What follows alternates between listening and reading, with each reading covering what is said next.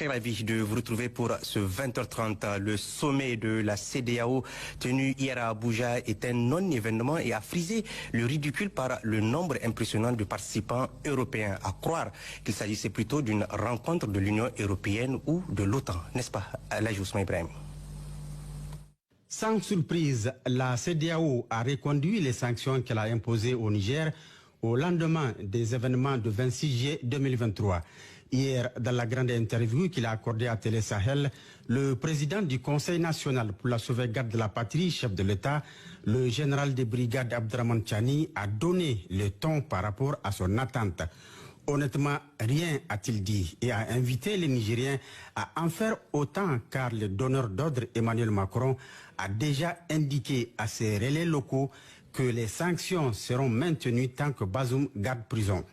Les Nigériens, dans leur ensemble, toujours aussi résilients, sont psychologiquement préparés à cette hypothèse à partir du moment où ils savent que ce Macron qui est à la manette, ce n'était donc pas une surprise pour eux.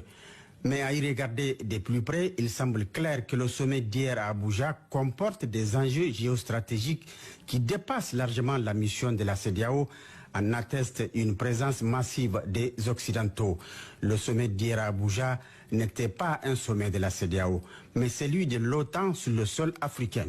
C'est un revirement spectaculaire de la stratégie occidentale qui dénote du niveau de la menace pour l'Occident que représente le plan de l'AES et surtout le soutien de la Russie. L'OTAN est apparemment prête à tout pour faire échouer ce plan.